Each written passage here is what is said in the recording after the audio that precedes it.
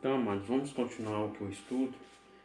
Nós paramos aqui no Novo Testamento. Fala o seguinte: o Novo Testamento registra o verbo grego proskuneo 59 vezes. Ela significa prostrar-se ou adorar-se ou prestar homenagem a alguém, ou venerar, ou ser reverente, ou beijar a mão. Há também o verbo prosecunésia, que passou a significar prostrar-se com sinal de reverência, prestar homenagem. Nesse sentido, a narrativa da adoração dos magos a Jesus fundamentada a perspectiva de adoração da nova aliança. Então, queridos, a palavra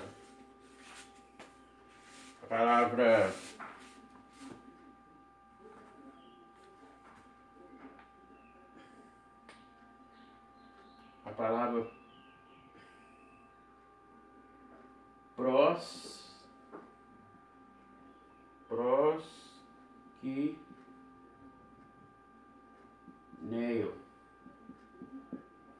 A palavra proxeneto é grego.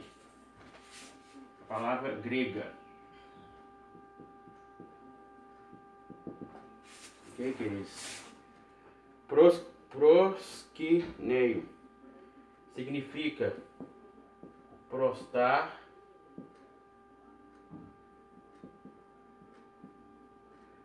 prostrar-se ou adorar. Então, querido, a palavra prostrar-se é você estar o quê? Joelhos. De joelhos. Então, queridos, aqui significa também, ó, venerar, ou ser reverente ou beijar a mão. Então, aqui tem várias palavras aqui, né, grega, mas a gente não vai falar muito por causa do tempo, ok? Então, vamos continuar aí, amados. Aqui, ó. Outras palavras relativas à adoração no Novo Testamento, a palavra grega latéria emprega o sentido de serviço, de adoração no culto. Então, outra palavra aqui, grega,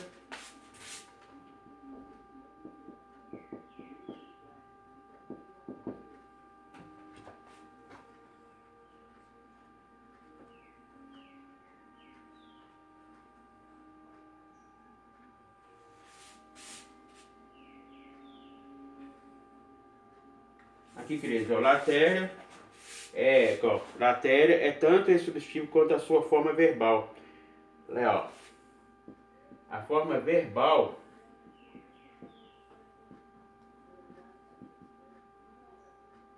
é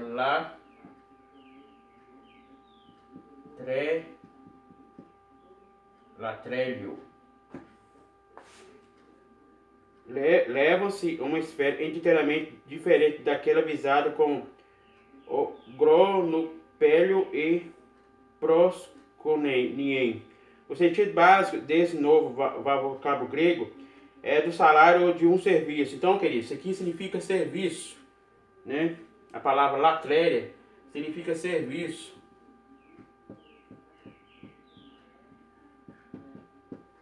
Então, queridos, a maneira de você adorar, né? A Bíblia fala prostrar-se, né? Ajoelhar-se. Então, há várias maneiras de você adorar o Senhor, né? Então, você pode adorar o Senhor pregando. O que mais? Orando. Ok?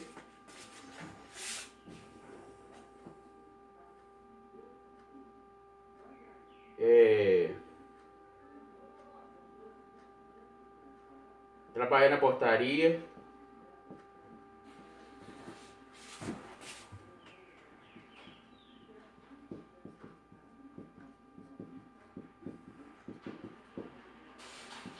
E etc.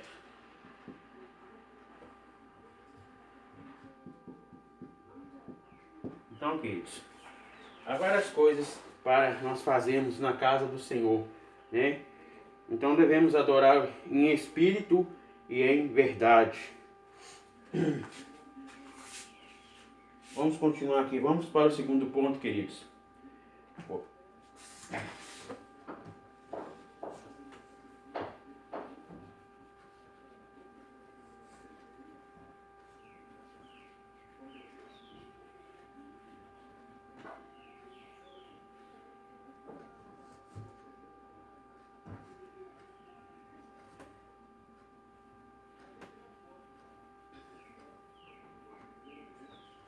Segundo ponto, queridos.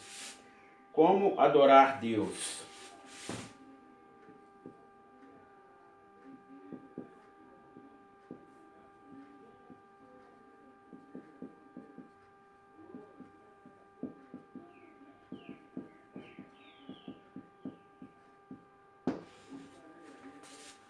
Como adorar Deus? Em espírito e em verdade, após ouvir de modo atencioso e reverente a palavra de Jesus. A mulher samaritana ficou impressionada e o reconheceu como profeta. Nosso Senhor declarou duas coisas importantes sobre a verdadeira adoração. Primeiro, onde deve se adorar a Deus. Em segundo lugar, como deve adorá-lo. Então, queridos, aqui fala, adoração a Deus não se constitui somente em participar de um culto ou no templo em que congregamos, muito menos cantar ou tocar um instrumento musical. Não deve ser uma prática de contemplação estática e passiva, como fazer aspectos de algumas religiões. A adoração a Deus deve ser feita como seu estilo de vida santa, porém ativa. Deve ser conduta normal de alguém que vive diretamente na presença de Deus durante todas as horas, em todos os lugares. Então, amados, a adoração não é apenas você cantar, né?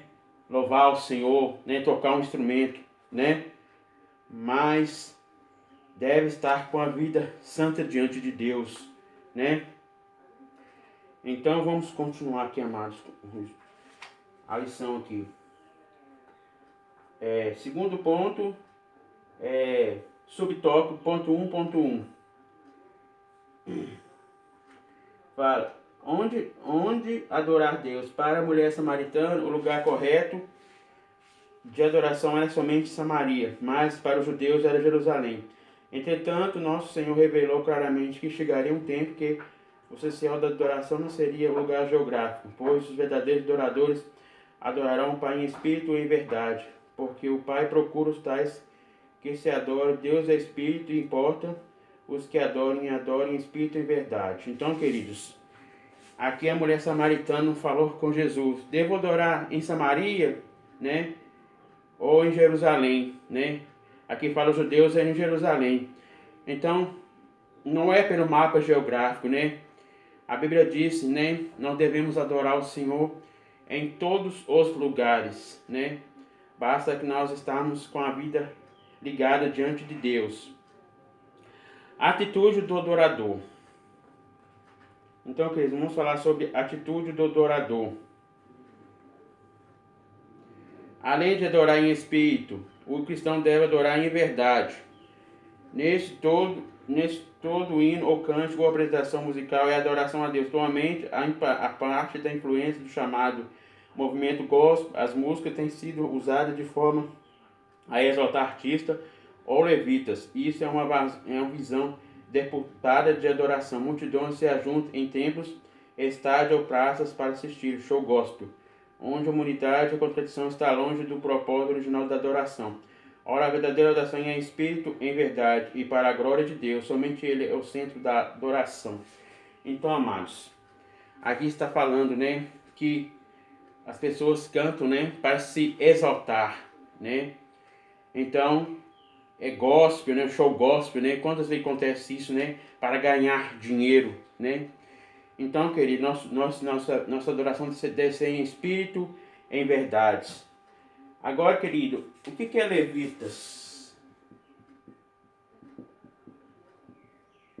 Levitas são aqueles que cantam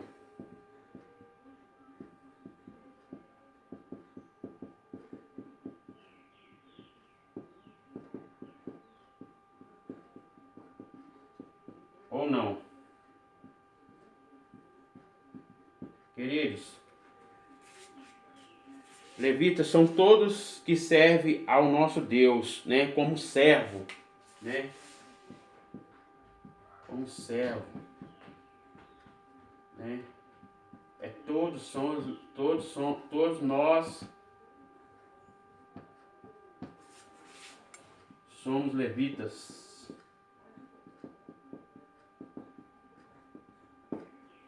Então, querido, todos que fazem serviço na obra do Senhor, né, são levitas, né?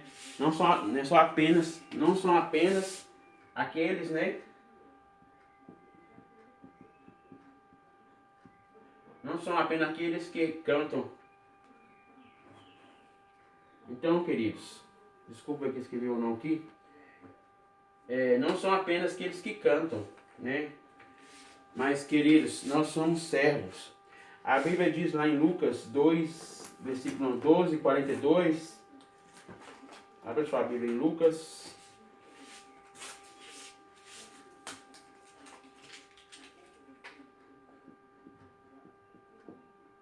Doze e 42.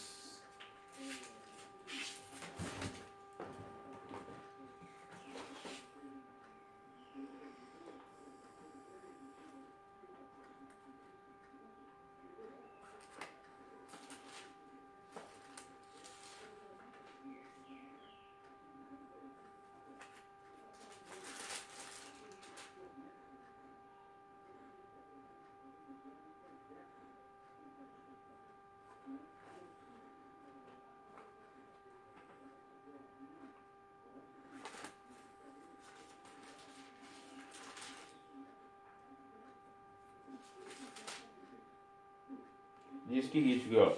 E disse o Senhor: qual é, pois, o mordomo fiel e prudente a quem o Senhor pôs sobre os seus servos para lhe dar tempo ração? Bem-aventurado aquele servo que o Senhor, quando vier, achar servindo assim. Então, queridos, nós somos servos. Somos servos para servir.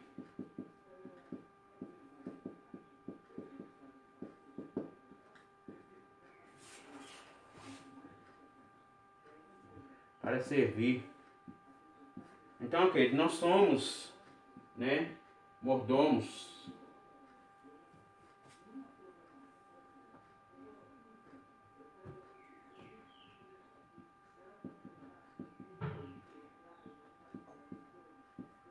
Então nós somos mordomos, somos servos. Então nós estamos aqui para servir ao Senhor, né? Então, vamos continuar aqui, queridos. Com o culto racional, Paulo escreveu aos cristãos de Roma acerca de apresentarmos a Deus em sacrifício vivo, santo e agradável a Deus, que é o nosso culto racional. O culto racional significa cultuar a Deus com razão de ser, motivado espiritualmente, portado de uma necessidade profunda. Glorificai, pois, a Deus no vosso corpo e no vosso espírito, que pertence a Deus. Então, queridos, o culto racional, né, ele deve ser inteligente, né? Então, a Bíblia diz: apresentei o vosso corpo santo e agradável a Deus. Então, deve apresentar o quê? Santo, agradável,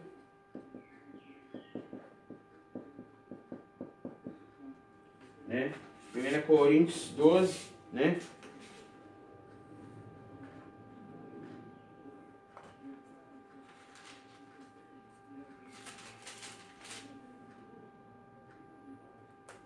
Desculpa, querido. Romanos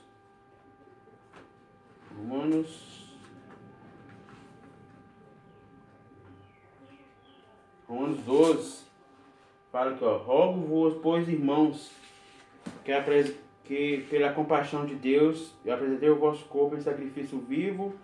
Então, ó, vivo, santo, agradável a Deus. Então, vivo, santo, agradável a Deus. Então, o nosso culto deve ser santo, sem pecado.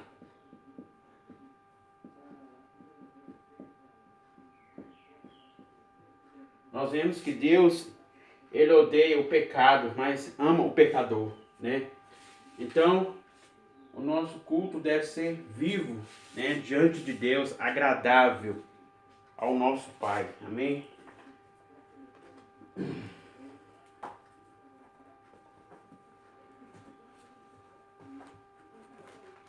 Então, ok, vamos continuar o prosseguimento. Aqui fala, pois a Deus o vosso corpo e o vosso espírito que pertence a Deus. Então, queridos, nós devemos apresentar a Deus espírito, alma e corpo. Então, nós devemos apresentar a Deus o nosso corpo santo, né? Sem pecado, né?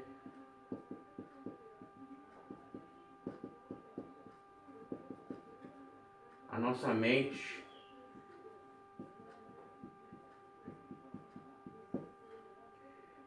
o nosso coração deve estar limpo diante de Deus, né? Deve estar completo diante do Senhor, né? Aqui fala, o culto racional significa cultuar a Deus, razão, motivo, espiritualmente, portadores de sociedade profunda. Glorificar a Deus, pois no profunda o vosso corpo, o vosso espírito que pertence a Deus.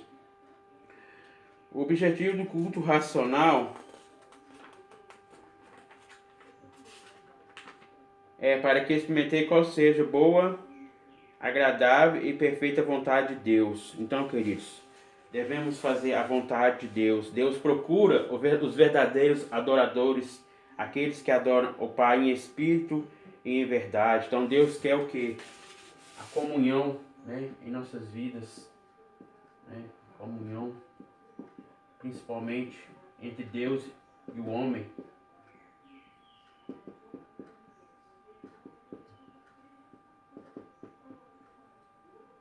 Deus quer a comunhão, né?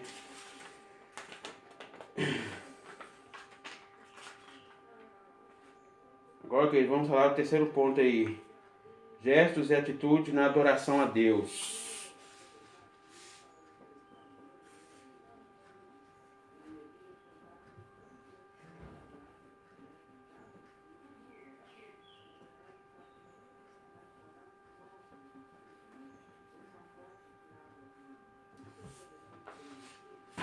Terceiro ponto aí, queridos. Gestos e atitudes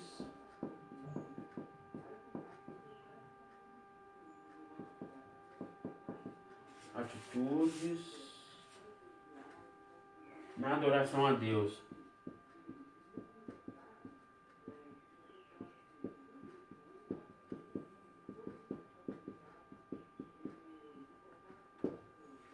Então, gestos e atitudes na adoração a Deus. Queridos, nós devemos... Vamos ver aqui sobre esse assunto. Amém? Gestos e atitudes na adoração a Deus. Na mordomia da adoração a Deus, o crente deve estar de reverência no interior do seu ser. Então, queridos, o interior, né? Nós devemos primeiro por dentro, né? Que é o lado interior do homem, né? O interior espiritual, a parte espiritual do homem, né? Deve apresentar para Deus, né? E também o lado exterior, né? A parte física, que é o corpo.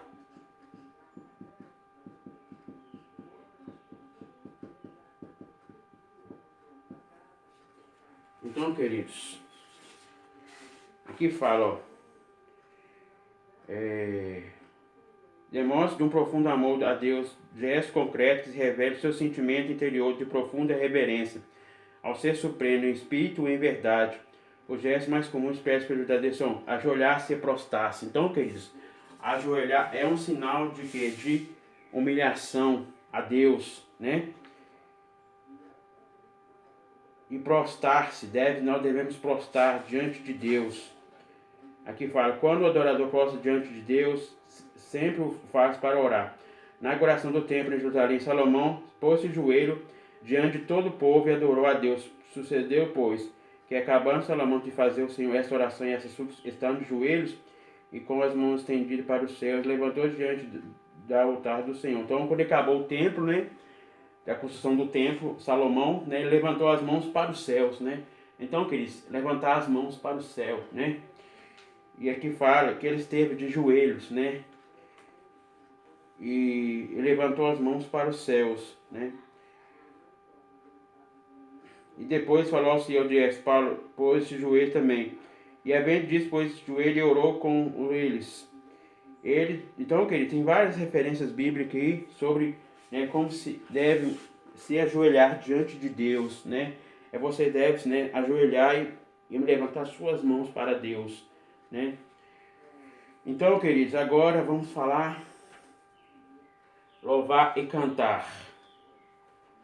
No reino de Davi, o culto teve a introdução de instrumento musical e do canto coral do congresso. Davi mandou preparar e selecionar 4.000 cantores que se reservavam em tornos, com um acompanhamento de instrumentos musicais de 288 maestros. Os salmos são expressos de adoração a Deus através do canto. Então, nós sabemos que os salmos, né? Os livros de salmos, queridos,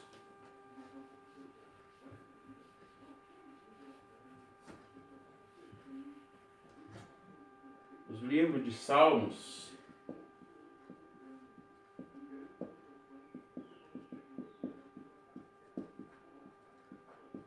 são cânticos.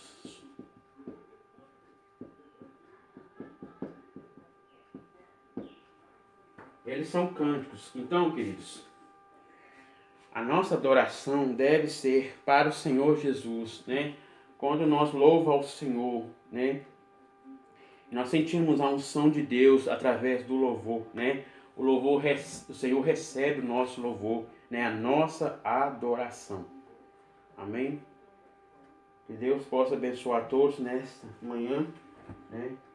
Você que está assistindo de manhã, bom dia. E você que está assistindo à tarde, boa tarde. Você que está assistindo à noite, boa noite. E não deixe de se inscrever no meu canal.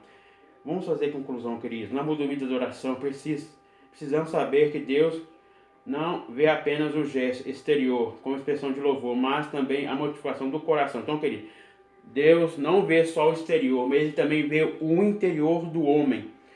Oremos como Davi orou. Senhor, Tu me sondas e me conheces. Tu conheces o meu assentar e o meu levantar de longe. Então, o nosso Deus, né? Ele é onisciente,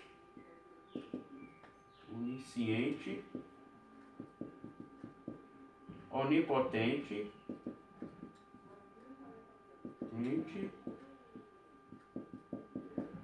onipresente.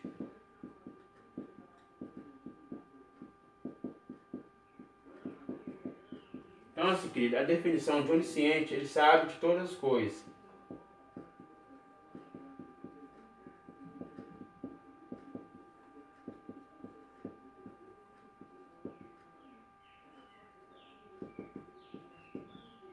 Onipotente, ele é todo poderoso.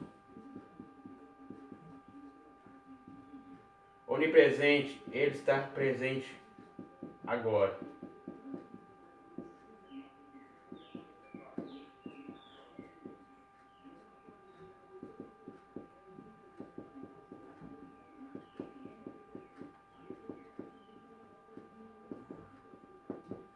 Então, queridos, essa é uma definição da palavra, né? Onisciente, onipotente, onipresente. Então, nós devemos adorar Deus em espírito e verdade.